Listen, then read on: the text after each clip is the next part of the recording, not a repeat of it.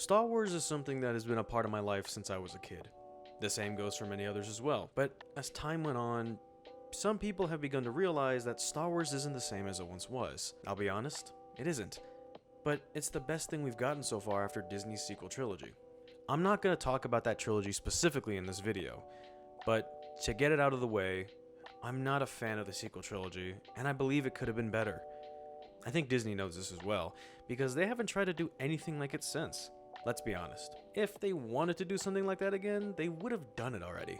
But considering the shows we've gotten now, it does tell us that they know what was done wasn't good. And today, I wanted to talk about the current state of Star Wars and how good it really is. This might be somewhat of a hot take, I guess. The fandom of Star Wars is divided on what they like and don't like. I don't expect people to agree with me. I simply want people to look at the good things we've been given and understand that things could be completely worse. Roll the intro. Despite the failure of the sequel trilogy, Disney hasn't failed to deliver Star Wars content that can be appreciated by fans both old and new.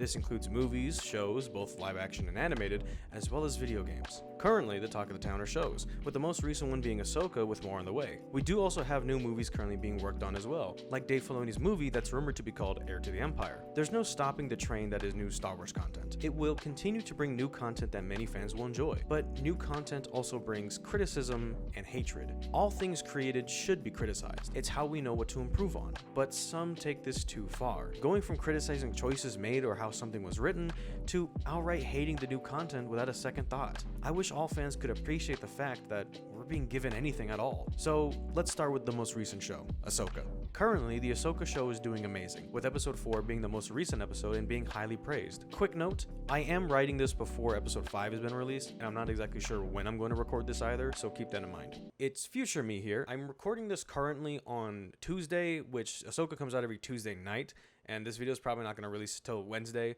so the episode's probably out already. Anyways, back to the original video. So far, the show is loved by a majority of fans. There are people out there who hate pretty much anything under the Disney name, but I'm not going to give those people the spotlight. Going back to the show, it's been great so far. The action's been pretty good, and the story so far is unfolding really well, with the most recent surprise of seeing Hayden Christensen reprising his role as Anakin. From that alone, we can guess that there will be more surprises coming soon, whether they're a part of this show or shows later down the line. The Ahsoka show continues the Rebels story and will most likely bring it to a conclusion of sorts. If we're to assume the rumor of Dave Filoni's movie is true, then the show is most likely going to end off with Thrawn's return back into the galaxy and him running the remnants of the Empire, leading to Filoni's film. But who knows? Maybe we'll get something entirely different. And knowing Dave Filoni, it probably will be different and different in his own way. Now, I think it's time we talk about the dad in the room, The Mandalorian. The Mandalorian is probably the best show given to us when it comes to content set after the fall of the Empire. I say probably because you never know if we'll get something better, and currently, according to Jon Favreau, there are no plans to really end the show either. Honestly, this idea is not the greatest in my opinion, but I do like The Mandalorian a lot, so I'm okay with it. Personally, I'd rather them end the main character's story and then maybe move on to different characters and their stories set in the show, which is entirely possible. It could very well be doing this right now. But when it comes to what we have currently, it sets itself as both a homage to the original films as well as something new. Some scenes are shot like how the originals were, and some use newer technology. Some of the ship shots are models, and some background shots are CG. The blending of the two with the right directors behind the camera makes for an awesome experience. There are some things that are eligible for criticism, like some lore-related stuff, but if we're being honest, it doesn't matter. I'm a huge fan of Star Wars lore, so seeing things out of place is easy, but honestly, it isn't worth complaining about. The main entertainment is the story of our main character and the adventures he has with his newly adopted child. Seeing the adventures of a character in the Star Wars galaxy is already entertaining enough. Why did that have to hit me right in the morning? I'm recording, damn it. Of course, there's the main story as well. Overall, the goal is that story's ending, but the show doesn't have to end simply because they finished that story. There's always more that can be made, especially in a galaxy with infinite possibilities. And one of those possibilities was Andor. Andor for me sits right next to The Mandalorian.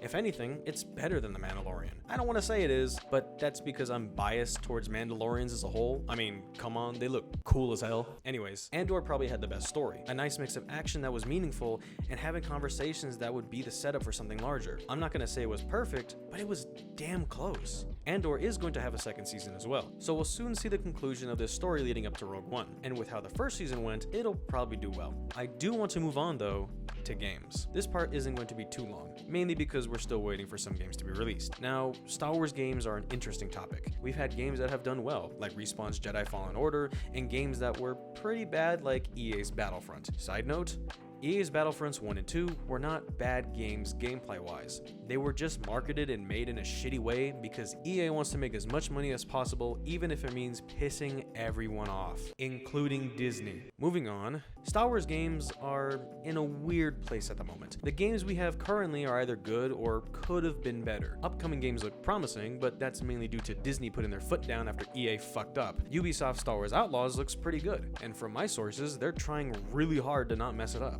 The same goes with the Knights of the Old Republic remake. The KOTOR remake is a bit weird on the development side, mainly because it has switched studios. Originally being made by Aspyr, the game would instead be given to Saber Interactive. This happened after Aspyr had fired the game's former art director and design director, which supposedly happened due to them showing PlayStation and Disney reps what they currently had for the remake, and they clearly did not like it. If that last part is true, then this tells us that Disney and anyone involved in anything Star Wars related is trying really hard to make sure the newest content and products are actually good and not simply a cash grab. So the days of seeing a bad game made under the Star Wars name might be gone, but we'll know for sure when the new games come out later. For now though, current games aren't horrible. They could be better, but they aren't bad. Respawn's Jedi Survivor, sequel to Fallen Order, has been received pretty well, even after launching in a bad state. Still funny to me that we now have this collection of corporate letters after a game launches poorly. Oh, how I hate modern gaming.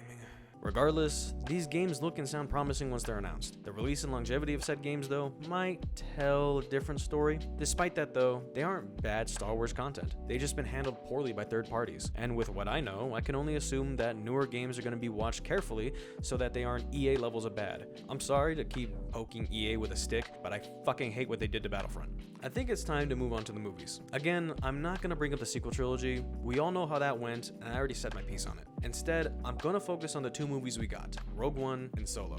Let's start with Rogue One. Rogue One was probably the best film we ever got under Disney's leadership. The story is close to the beginning of Star Wars Episode 4, A New Hope. We are told and shown the characters that gave their lives to secure the Death Star plans in order for the rebellion to have a shot at defeating the Empire. Our characters aren't too special. They have their roles and play them well. Keep in mind, they are still special, they're just not Jedi level special. From Jyn Erso being the key to finding her father who created the flaw in the Death Star, to Donnie Yen's character, Chirrut? Am I saying that right? I hope to God I am. A blind man who believes in the Force and its nature as much as a Jedi would. I say these characters aren't too special because in the end, they all perish. They all share the same fate, dying to further a greater cause. Rogue One gives us background as to how the rebels obtained the information to destroy the Death Star, and the execution of its presentation is phenomenal. If you were to watch the movies in order of the timeline, seeing Rogue One would make you want more to see what comes next. It ends with a shot of Princess Leia and the Tantive 4, setting up the beginning of Episode 4, and before that, we get the amazing hallway scene.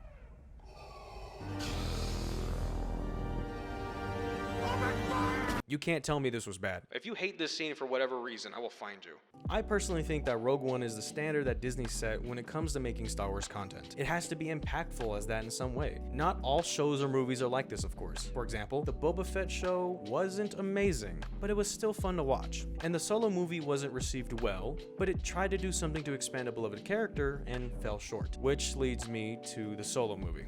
While Solo didn't do so well, it wasn't a bad movie overall. It could have been better, that much is true and obvious. But I give credit to it for trying to give more information about the scoundrel that many people fell in love with, on screen that is. There were some parts that were pretty interesting and fun, the heist scene being one of them, and seeing Han Solo on the front lines of Mimban as a swamp trooper, or mud trooper, whichever you prefer, is pretty funny since he originally enlisted to be a pilot, but since he isn't too good at taking orders, they transferred him to the literal bottom of the barrel. Seeing the different experiences that Han Solo went through that would make him the man he is an interesting concept, and one that should have been done better than how it was given to us on the big screen. I'm not too sure who to blame on this one. Could have been the writers, the executive producers, even the executives at Disney, anyone. All I know for sure is that when you put Rogue One and the Solo movie side by side, it's easy to identify which one is better compared to the other. But despite the bad of the Solo movie, it still expanded a beloved character. Whilst this has been done in the books, just as many other things in the Star Wars universe, making something for the big screen can be hit or miss. Sadly, in the case for Solo, it was a miss. It was on target and happened to move slightly to the left and missed it.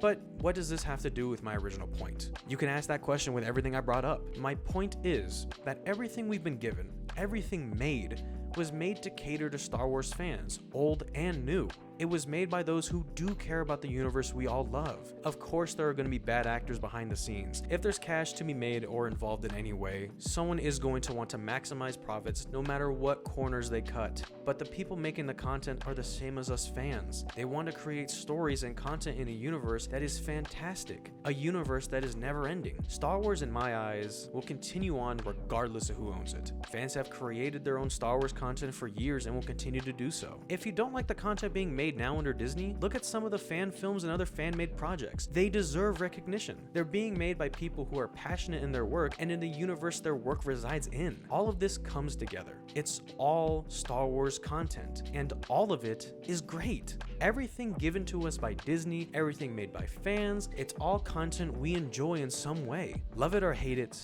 you can't deny the simple truth. Star Wars is amazing. If you made it this far, thanks for watching. This video was basically a love letter to the series I fell in love with when I was about 7 years old. And even though the content we're getting now might go back and forth of being good and bad, it doesn't matter to me. Star Wars will always be great in my eyes. That I know for sure. Hope you enjoyed the video, and I'll see you later.